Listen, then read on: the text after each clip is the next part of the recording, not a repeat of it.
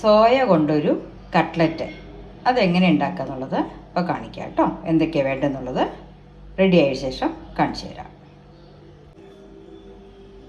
Soya കൊണ്ടുള്ള ഒരു കട്ട്ലറ്റാണല്ലോ നമ്മൾ ഉണ്ടാക്കാൻ പോണത് കേട്ടോ. അപ്പോൾ അതിന് ഞാൻ സോയ ചൂടുവെള്ളത്തിൽ ഒന്ന് കുറച്ച് നേരം സോക്ക് ചെയ്ത് വെച്ചിട്ടുണ്ട്. ഇനി അതിനെ പിഴിഞ്ഞെടുക്കണം നല്ലോണം. പിന്നെ അതിന് വേണ്ടത് ഉരുളക്കിഴങ്ങ്, കുറച്ചിത് പൊട്ടുകടല പൊടി തന്നെ കേട്ടോ. അത് ഒരു ഉള്ളി, പിന്നെ 2 പച്ചമുളക്, 2 അല്ലി വെളുത്തുള്ളി, ഒരു കഷ്ണം ഇഞ്ചി, ഉപ്പ്, 2 ഗ്രാമ്പ്, ഒരു പട്ട എടുത്തിട്ടുണ്ട്. അതെന്താ വെച്ചാൽ ഈ സോയയ്ക്ക് ഒരു ഫ്ലേവർ ഇല്ലല്ലോ.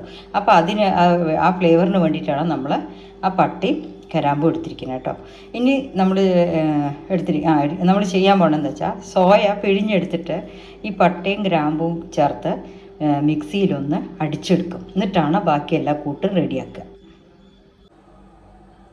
ഇപ്പം നമ്മൾ സോയ മിക്സിയിൽ ഇങ്ങനെ ഒന്ന് നല്ലോണം 2-3 പ്രാവശ്യം കഴുകിയിട്ട് നന്നായി പിഴിഞ്ഞെടുത്ത് പൊടിച്ച് വെച്ചിട്ടുണ്ട് മിക്സിയിൽ കേട്ടോ.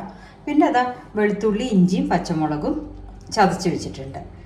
ഉള്ളി, ചെറിയ ഉള്ളി വലിയ ഉള്ളി ചെറുതായി മുറിച്ച് വെച്ചിട്ടുണ്ട്. പിന്നെ ഉരുളക്കിഴങ്ങ്. ഇനി ഇതൊക്കെ കൂടെ ഞാൻ മിക്സ് ചെയ്തിട്ടാണ് നമ്മുടെ കട്ട്ലറ്റ് ഉണ്ടാക്കുക. അതിന് ഞാൻ അടുപ്പത്ത് റീഫൈൻഡ് ഓയിൽ ഒഴിച്ചിട്ടുണ്ട്. അങ്ങനെ അത് ചൂടായിട്ട് കട്ട്ലറ്റ് ഇതിൻ്റെയൊക്കെ കൂട്ടുണ്ടാക്കിയ ശേഷം എങ്ങനെ പറഞ്ഞുതരാം കേട്ടോ.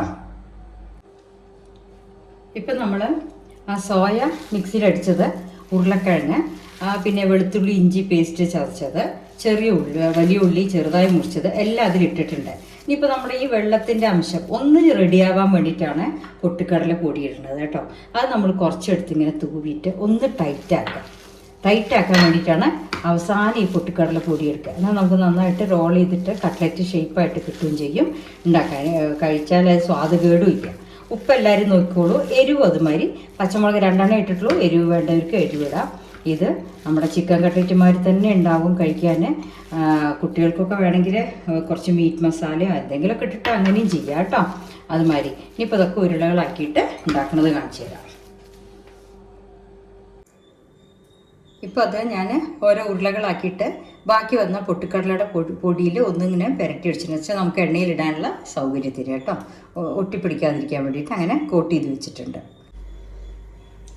ഇപ്പം എണ്ണ ചൂടായിട്ടുണ്ട്. നമ്മളപ്പോൾ അതിനൊന്ന് നന്നായിട്ട് ചെറിയ ലെവലിലാക്കുക.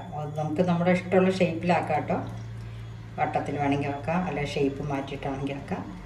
ഞാനിപ്പോൾ സാധാരണ നമ്മുടെ വടയുടെ മാതിരി വട്ടത്തിലാക്കിയിട്ടാണ് ഇടുന്നത് കേട്ടോ.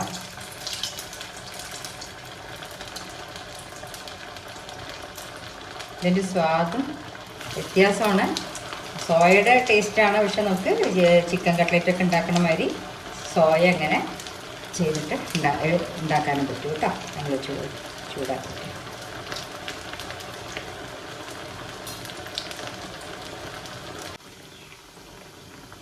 ഇപ്പം നല്ല കളറിൽ കട്ട്ലറ്റ് റെഡിയായി വന്നിട്ടുണ്ട്. അപ്പോൾ എല്ലാവരും ഒന്ന് ഇതുമായി ഉണ്ടാക്കി നോക്കൂ. ഈ കളറായാൽ നമുക്ക് എടുക്കാം കേട്ടോ. എണ്ണ കുടിക്കുകയൊന്നും ചെയ്യില്ല. നല്ല ഹെൽത്തി ആയിട്ടുള്ള ടേസ്റ്റി ആയിട്ടുള്ള ഫുഡാണ് കേട്ടോ. ഞാൻ എല്ലാം ഉണ്ടാക്കിയിട്ട് ഒന്നിച്ച് കാണിക്കാം.